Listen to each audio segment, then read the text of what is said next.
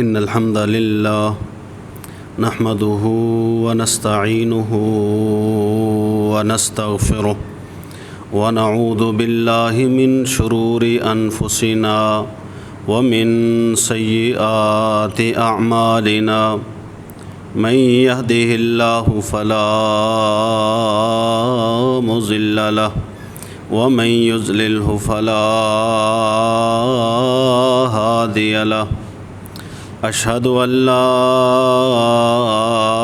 إله إلا الله وحده لا شريك له وأشهد أن محمدًا عبده ورسوله يا أيها الذين آمنوا اتقوا الله حق تقاته ولا تموتن إلا وأنتم مسلمون يا أيها الناس اتقوا ربكم الذي خلقكم من نفس واحدة وخلق منها زوجها وبث منهما رجالا كثيرا ونساء واتقوا الله الذي تساءلون به والأرحام إن الله كان عليكم رقيبا يا أيها الذين آمنوا اتقوا الله وقولوا قولا سديدا يصلح لكم أعمالكم ويغفر لكم ذنوبكم ومن يطع الله ورسوله فقد فاز فوزا عظيما أما بعد فإن خير الحديث كتاب الله وخير الهدي هدي محمد صلى الله عليه وسلم شر الأمور محدثاتها وكل محدثة بدعة وكل بدعة ضلالة وكل ضلالة في النار إن الله وملائكته يصلون على النبي يا أيها الذين آمنوا صلوا عليه وسلموا تسليما اللهم صل على محمد وعلى آل محمد كما صليت على إبراهيم وعلى آل إبراهيم إنك حميد مجيد اللهم بارك على محمد وعلى آل محمد كما باركت على إبراهيم وعلى آل إبراهيم إنك حميد مجيد أعوذ بالله من الشيطان الرجيم بسم الله الرحمن الرحيم اليوم أكملت لكم دينكم وأتممت عليكم نعمتي ورضيت لكم الإسلام دينا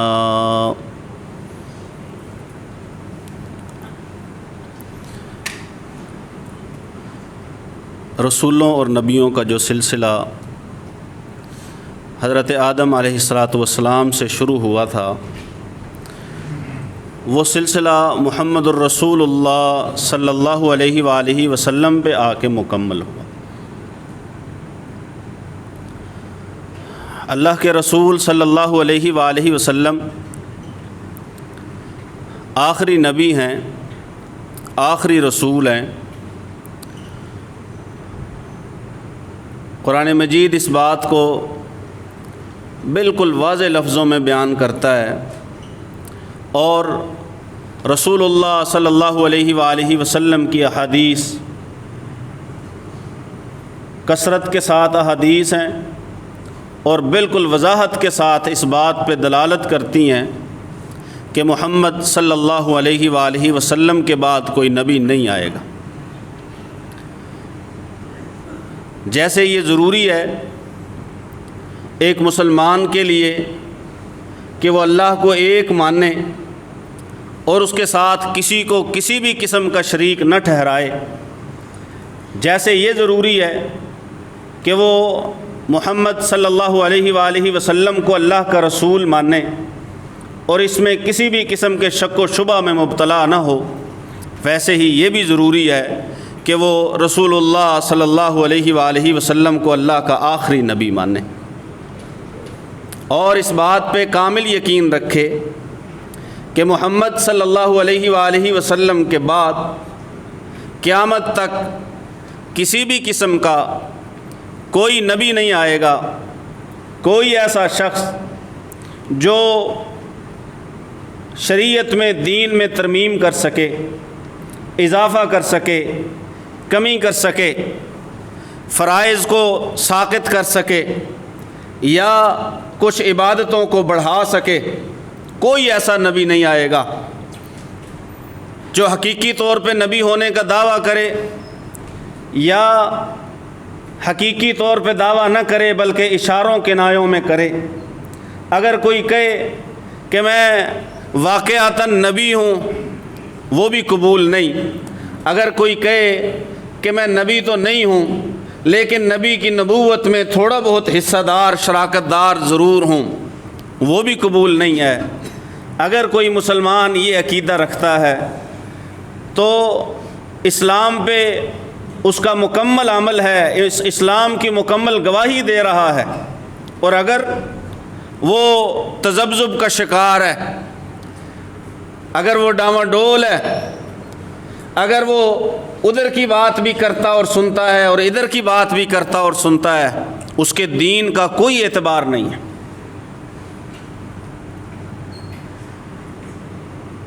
کیونکہ اللہ کے رسول صلی اللہ علیہ وآلہ وسلم کے صحابہ کرام نے اللہ کے رسول کے بعد اگر کسی نے دعوی نبوت کیا تو نہ تو اس سے دلیل طلب کی ہے، بلکہ امام ابو حنیفہ رحمہ اللہ تعالیٰ کا فتویٰ یہ ہے کہ اگر کوئی اٹھ کے کہہ دینا کہ میں نبی ہوں اور سامنے والا اس سے کہے کہ اپنی نبوت کی دلیل لاؤ، یہ بھی کافر ہو گیا۔ جب واضح ہے قرآن مجید میں کہ دین مکمل ہے، سلسلہ رسل و انبیاء مکمل ہے، تو پھر اگر کوئی دعویٰ کرے اس سے دلیل نہیں مانگی جائے گی، دعوے کی صاف طور پہ اسے جھٹلا دیا جائے گا، انکار کر دیا جائے گا۔ اللہ کے پیغمبر کے دور میں یا دور کے بعد اگر کسی نے نبوت کا دعویٰ کیا تو صحابہ کرام رضوان اللہ علیہم اجمعین نے اس کے خلاف جہاد کیا۔ صحابہ کرام رضوان اللہ علیہم اجمعین نے رسول اللہ صلی اللہ علیہ وآلہ وسلم کی ختم نبوت کے لیے، عقیدہ ختم نبوت کے لیے اپنی جانوں کو نشاور کیا۔ حضرت حبیب بن زید رضی اللہ تعالی عنہ، ایک ایسے صحابی کہ جو گزرتے ہوئے مسیلمہ کذاب کے علاقے سے گزرے تو انہیں پکڑ لیا گیا، پتہ یہ چلا کہ اللہ کے رسول کا صحابی ہے،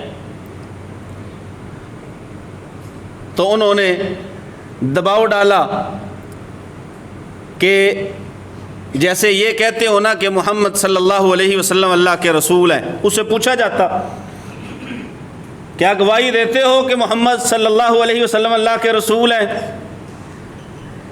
وہ کہتے ہیں ہاں میں گواہی دیتا ہوں کہ محمد صلی اللہ علیہ وسلم اللہ کے رسول ہیں۔ پھر وہ پوچھتا میرے بارے میں گواہی دیتے ہو کہ میں اللہ کا رسول ہوں؟ وہ جواب دیا کرتے تھے مجھے تیری آواز ہی نہیں آ رہی، بات کی سمجھ ہی نہیں آ رہی۔ پھر پوچھتا کہ اللہ کے پیغمبر ہیں محمد صلی اللہ علیہ وسلم؟ وہ کہتے ہیں ہاں محمد صلی اللہ علیہ وسلم اللہ کے پیغمبر ہیں۔ وہ پھر پوچھتا کہ میرے بارے میں کیا خیال ہے؟ جواب میں یہی ہوتا کہ مجھے تیری بات سنائی نہیں دیتی، مجھے تیری بات سمجھ نہیں آتی۔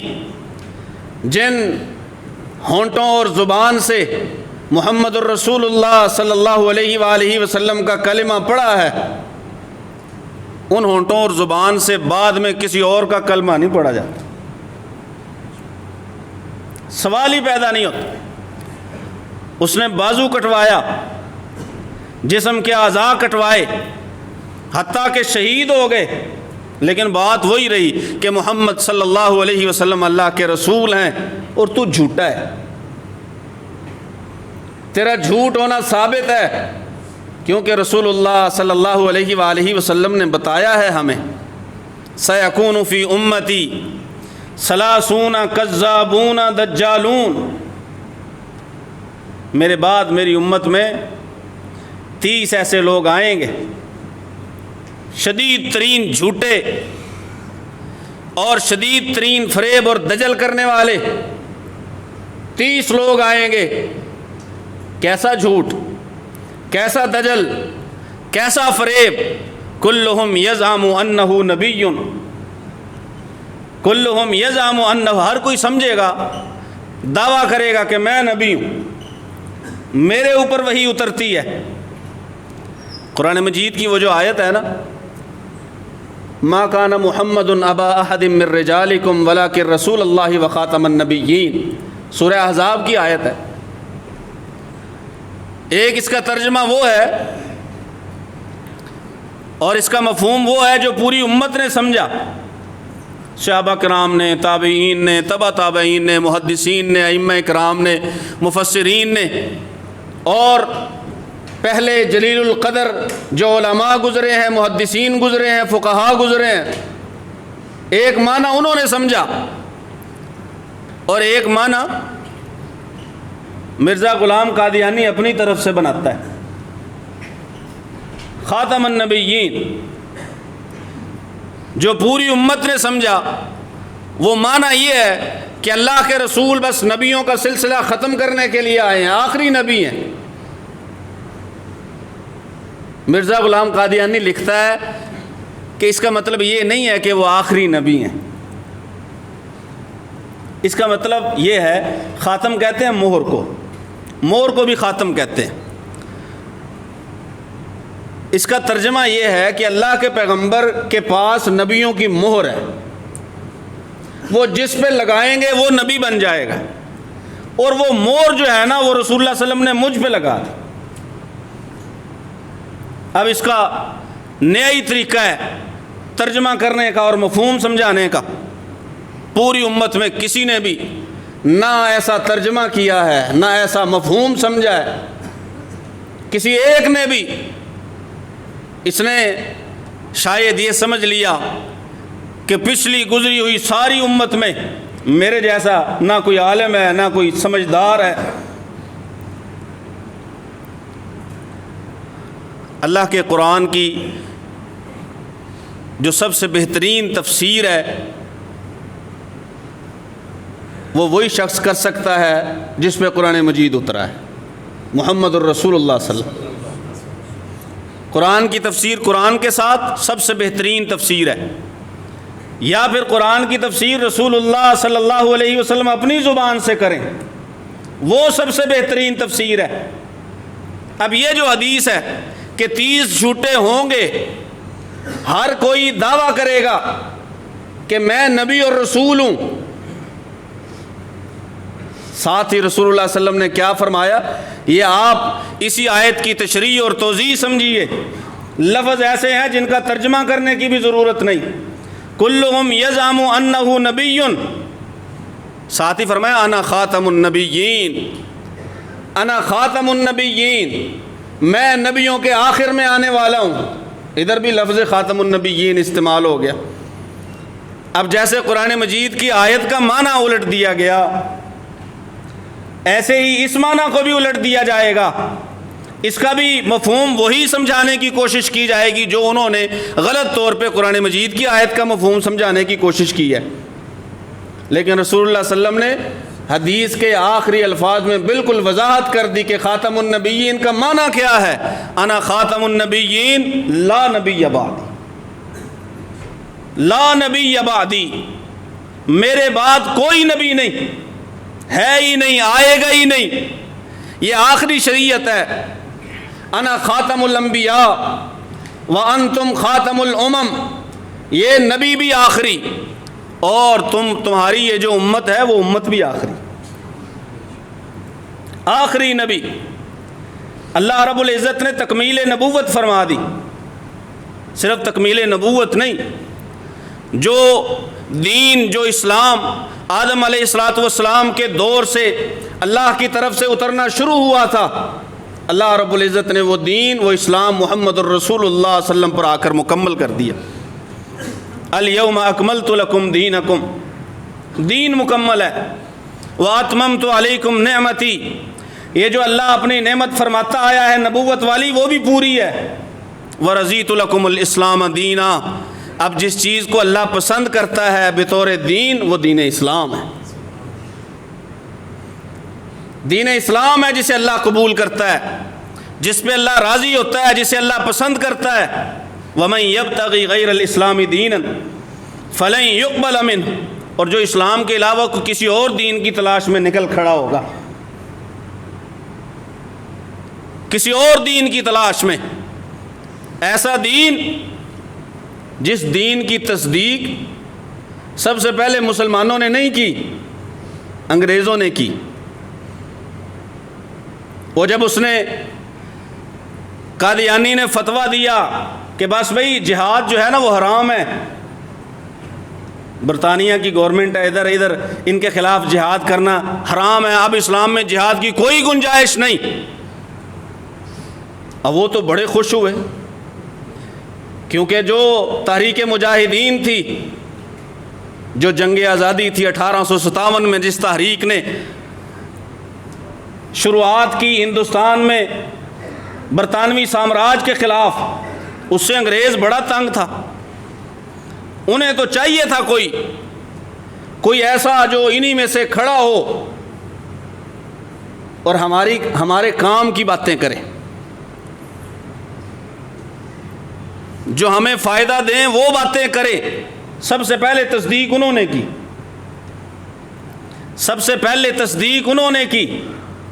اور آج بھی، آج ہمارے اوپر دباؤ کون ڈالتا ہے کہ ان کو مسلمان مانو؟ مسلمان دباؤ ڈالتے ہیں۔ ہمارے اوپر کون دباؤ ڈالتا ہے؟ انگریز دباؤ ڈالتا ہے، عیسائی دباؤ ڈالتے ہیں، عیسائی حکومتیں دباؤ ڈالتی ہیں۔ کیا کرو؟ انہیں مسلمان مانو۔ کیوں بھئی مسلمان مانے؟ اگر کوئی عیسائی عیسائیت کو چھوڑ دیتا ہے، رسول اللہ صلی اللہ علیہ وسلم کا کلمہ پڑھ لیتا ہے، کیا عیسائی اسے عیسائی مانیں گے کہ یہ ہمارا عیسائی ہے؟ مانتے ہیں؟ یہاں تو گھروں سے نکال دیتے ہیں، گھر سے نکال دیتے ہیں، بائیکاٹ کر دیتے ہیں، اس سے تعلق ہی نہیں رکھتے، بیٹا ہو یا بیٹی ہو، وہ اپنی بچیوں کو بھی گھروں سے نکال دیتے ہیں اگر کوئی اسلام لے آئے۔ عیسائی ہمیں کہتے ہیں کہ انہیں مسلمان مانو جنہوں نے رسول اللہ صلی اللہ علیہ وسلم کے بعد کسی اور نبی کا بھی کلمہ پڑھا ہے۔ باقی باتوں میں بھی انگریز بے شمار دباؤ ڈالتے ہیں۔ یہ جو ہمارے ہاں قاتلوں کو پھانسی نہیں ہوتی، کس وجہ سے نہیں ہوتی؟ یورپی یونین کا دباؤ ہے، پھانسی نہیں دینی۔ جو ہمارے لوگوں کو مارتا ہے، ہمارے علاقوں میں ناحق قتل کرتا ہے، فساد پھیلاتا ہے، مسلمانوں کا خون بہاتا ہے، وہ کہتے ہیں پھانسی نہیں دی۔ پھانسیاں رکی ہوئی ہیں، سزائے موت نہیں سناتی ہے عدالت ہماری۔ ہماری بھی تو عدالتوں کی منافقت دیکھیے، سناتی ہے سزا موت کی، سناتی کون ہے؟ سپریم کورٹ سناتی ہے، جس سے اوپر پھر کوئی اور ادارہ نہیں ہے۔ نیچے لیول پہ کہا جاتا ہے عدالتوں کے فیصلے مانو، عدالتیں ایسے فیصلے کرتی ہیں، ان فیصلوں کو تسلیم کرنا چاہیے۔ جو عدالتیں سزائے موت سناتی ہیں، ان فیصلوں پہ عمل درآمد کیوں نہیں کیا جاتا؟ عدالت نے فیصلہ سنا دیا، عمل درآمد نہیں ہو رہا سزائے موت پہ، کیوں؟ انگریزوں کا دباؤ۔ وہ تو پھر ایسے ایسے دباؤ ڈالتے ہیں۔ وہ قاتل چند سال رہ کے واپس آتا ہے اپنے علاقے میں، دوبارہ اس نے کیا کرنا ہے؟ کوے کے بچے نے کیا کرنا ہے؟ کہاں ہی کرنی ہے۔ قاتلوں نے کیا کرنا ہے؟ آ کے معاشرے کو سدھارنا سنوارنا تو نہیں ہے۔ ہاں جو سدھر جائے اللہ ماشاء اللہ، جسے اللہ ہدایت دے دے، لیکن وہ بہت کم ہے۔ اکثریت کی عادت یہی رہی ہے کہ اگر انہیں چھوڑ دیا گیا، وہ ناحق قتل کر کے گئے اور پھر انہیں چھوڑ دیا گیا، سزا نہیں دی گئی جو سزا بنتی تھی۔ قرآن تو کہتا ہے کتب علیکم القصاص فی القتلى، جو مسلمان قتل ہوتے ہیں نا ان کا قصاص لینا تمہارے اوپر فرض ہے۔ کتب علیکم القصاص فی القتلى، یہ چند آیتوں بعد کون سی آیت ہے؟ کتب علیکم الصیام، تمہارے اوپر روزے فرض ہیں۔ جیسے روزوں کی فرضیت ویسے ہی قصاص میں جان لینا، جس نے ناحق قتل کیا ہے اسے قتل کرنا یہ ضروری ہے۔ کتب علیکم القصاص فی القتلى، اور قرآن کہتا ہے وَلَكُمْ فِي الْقِصَاصِ حَيَاةٌ يَا أُولِي الْأَلْبَابِ، عقل مندو اگر گہرائی سے سوچو نا تو قصاص لینے میں، قاتل کی جان لینے میں، وہ تمہارے لیے زندگی ہے۔ ہمارے جو فیصلے ہیں عدالتوں کے اس پر اثر انداز ہیں، ابھی تک ہماری حکومتوں پہ دباؤ ڈالتے ہیں کہ جنہیں تم نے غیر مسلم قرار دے رکھا ہے انہیں دوبارہ مسلم تسلیم کرو۔ انہیں کیا پتہ ہے کہ قادیانیوں کو غیر مسلم تسلیم کروانے میں ہماری کتنی جانیں گئی ہیں، کتنی جانیں گئی۔ طلباء نے اپنی جانیں پیش کی، علماء نے اپنی جانیں پیش کی۔ یہ جو 1974 میں قادیانیوں کو کافر قرار دیا گیا تھا، اس کے پیچھے ایک بڑی محنت ہے، بڑی لمبی تحریک ہے۔ تحریک ختم نبوت میں کوئی مسلمانوں کی جماعت ایسی نہیں، کوئی مسلک ایسا نہیں جس نے اپنا حصہ نہ ڈالا ہو۔ سارے کے سارے مشترک، سارے کے سارے متفق۔ اور ابھی بھی یہ ایک مسئلہ ایسا ہے، یہ کل پرسوں آپ نے دیکھا بھی ہے کہ عدالت میں ہر مسلک کے علماء پیش ہوئے یا ان کے وکلاء پیش ہوئے، ایک ہی بات، ایک ہی مسئلہ کہ نہیں، انہیں اپنی چار دیواری میں رہ کے بھی مسلمانوں کی طرح عبادتیں وغیرہ کرنے کی اجازت نہیں دی جا سکتی۔ یہ جو مرضی لکھیں، یہ قرآن میں تعریف کریں، یہ حدیث کو بدلیں، یہ مسلمانوں میں غلط نظریات پھیلائیں، ایسا نہیں ہو سکتا۔ عدالت قرآن کے خلاف فیصلہ دے، حدیث کے خلاف فیصلہ دے، اور انگریزوں کے خلاف تو دیا نہیں جاتا۔ جو سزائے موت اور بہت ساری سزائیں آپ سے رکوائے ہوئے ہیں، قرآن کے خلاف فیصلہ دے دیتے ہیں، رسول اللہ صلی اللہ علیہ وسلم کے فرامین کے خلاف فیصلہ دے۔ یاد رکھیے اللہ کے پیغمبر صلی اللہ علیہ وآلہ وسلم آخری نبی ہیں، آپ کے بعد کوئی نبی نہیں آئے گا، کوئی صاحب شریعت رسول نہیں آئے گا، آخری نبی، انا خاتم النبیین، اعلان ہے رسول اللہ صلی اللہ علیہ وسلم کا۔ دین بھی مکمل اور انبیاء اور رسول کا سلسلہ بھی مکمل۔ رسول اللہ صلی اللہ علیہ وسلم نے فرمایا بعثت لأتمم مکارم الاخلاق، جو سب سے بہترین اخلاق ہیں، بہترین عادتیں ہیں، وہ بھی رسول اللہ صلی اللہ علیہ وسلم پہ مکمل، ان کی بھی تکمیل۔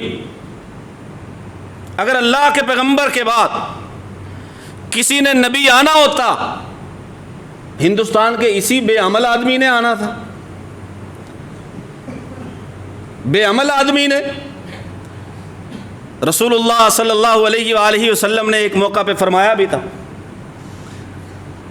لو کان بعدی نبی لکان عمر، اگر میرے بعد کوئی نبی ہوتا، اگر میرے بعد کوئی نبی ہوتا، ہے نہیں، نہ آئے گا، نہ کسی نے نبی بننا ہے، نہ کسی کو نبی بنایا جا سکتا ہے، اگر میرے بعد کوئی نبی ہوتا تو وہ جناب عمر رضی اللہ تعالیٰ عنہ ہوتے۔ ایسی شخصیات،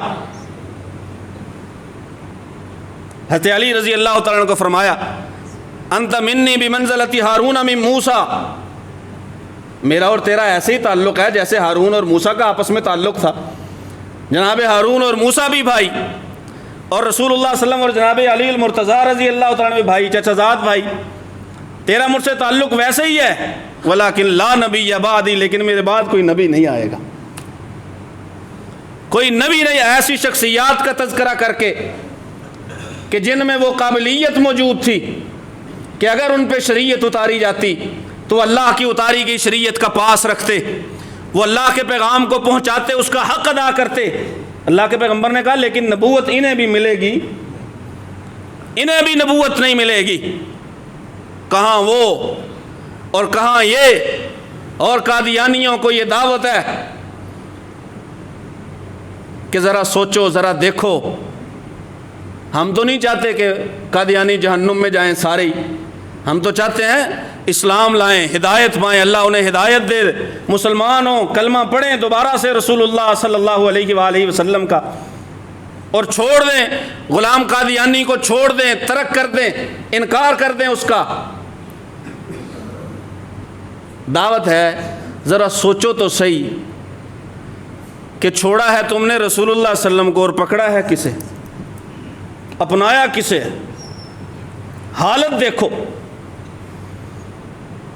پستی دیکھو، سوچ و فکر کی پستی دیکھو، فہم و سمجھ کی پستی دیکھو۔ اس لیے تو اللہ فرماتا ہے جسے اللہ گمراہ کرنے کا ارادہ کر لیتا ہے نا، پھر اسے کوئی بھی چیز یا کوئی بھی شخص ہدایت نہیں دے سکتا۔ جب اللہ گراتا ہے، اللہ نے پستی میں ڈالنا ہوتا ہے، پھر دنیا کی کوئی طاقت اسے بلندی نہیں دکھا سکتی۔ روشنی دیکھنے کے باوجود، اچھی دینی وضاحت دیکھنے، سننے، پڑھنے کے باوجود، موجود ہونے کے باوجود، رسول اللہ صلی اللہ علیہ وآلہ وسلم کی بہترین پیاری صاف ستھری سنت، شریعت اور سیرت موجود ہونے کے باوجود، یار ایک ایسے شخص کے پیچھے کہ جو اپنے ایک بیان پہ قائم ہی نہیں رہتا،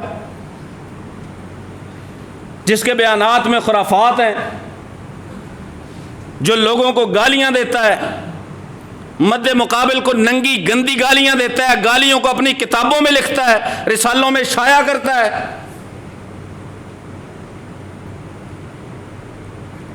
کتابیں لکھی ہیں، کتابیں لکھی ہیں، اپنی نبوت کے ثبوت کے لیے کتابیں لکھی ہیں۔ او بھائی جو نبی ہوتے ہیں وہ کتابیں خود سے نہیں لکھا کرتے، ان پہ اللہ کتابیں اتارا کرتا ہے، اللہ ان پہ کتابیں اتارا کرتا ہے۔ یہ عقیدہ ہے ختم نبوت کا، یہ دین کا حصہ ہے، یہ ایمان کا حصہ ہے۔ عدالتیں بھی یہ بات سمجھ لیں، انتظامیہ اور حکومت بھی یہ بات سمجھ لیں کہ اگر اس عقیدے کو خراب کرنے کی کوشش کی گئی، یا وہ سطور، وہ لائنیں جو آئین میں درج کروائی ہیں اپنا خون دے کے، اپنے لہو کے ساتھ مسلمانوں نے، اگر ان میں بدلنے کی، کوئی تبدیلی کرنے کی، ترمیم کرنے کی سازش یا کوشش کی گئی، سارے مسلمان تمہارے خلاف کھڑے ہوں گے، چاہے کسی کا کوئی محبوب لیڈر اور قائدی حکومت میں کیوں نہ ہو، وہ بھی کھڑا ہوگا، کیونکہ مسئلہ محمد الرسول اللہ صلی اللہ علیہ وسلم کا ہے، مسئلہ ختم نبوت کا ہے، مسئلہ عقیدہ ختم نبوت کا ہے، مسئلہ مسلمانوں کے ایمان کا ہے۔ ہم تو چاہتے ہیں کہ جہاں پہ یہ سطور اور لائنیں لکھی گئی ہیں آئین میں کہ یہ غیر مسلم ہیں، وہاں پہ یہ بھی لکھا جائے کہ یہ مرتد ہیں، اور ان کی سزا وہی ہے جو اسلام میں مرتد کی سزا ہے۔ من بدل دینہ فاقتلوہ، جو اپنے دین کو بدل دے، اسلام کو چھوڑ دے، مرتد ہو جائے، اسے قتل کر دو، یہ دین میں سزا ہے۔ یہ رسول اللہ صلی اللہ علیہ وسلم کا فرمان ہے، جو دین کو بدلے، مرتد ہو جائے، اسے ہم تو چاہتے ہیں کہ یہ لائنیں لکھی جائیں کہ صرف یہ غیر مسلم نہیں بلکہ مرتد ہیں، اور ان کی سزا اسلام میں وہی ہے جو مرتد کی سزا ہوتی ہے، بجائے اس کے کہ تم ان سطور کو بھی حذف کرنے کی کوشش کرو یا انہیں بائی پاس کرنے کی کوشش کرو۔ انشاءاللہ مسلمانوں کے جیتے جی، خصوصاً پاکستانی مسلمانوں کے، ساری دنیا تعریف کرتی ہے پاکستانی مسلمانوں کی، اور ان علماء کی جنہوں نے 1974 میں آئین میں یہ درج کروایا، ساری دنیا تعریف کرتی ہے ان کی۔ جب تک یہ مسلمان باقی ہیں پاکستان میں، تمہیں ایک حرف بھی عقیدہ ختم نبوت کی ان لائنوں میں لکھا ہوا ایک لفظ بھی نہ ہٹانے کی اجازت دیں گے، نہ اسے مٹانے کی اجازت دیں گے، نہ اسے بدلنے کی اجازت دیں گے۔ آخر دعوانا الحمدللہ رب العالمین۔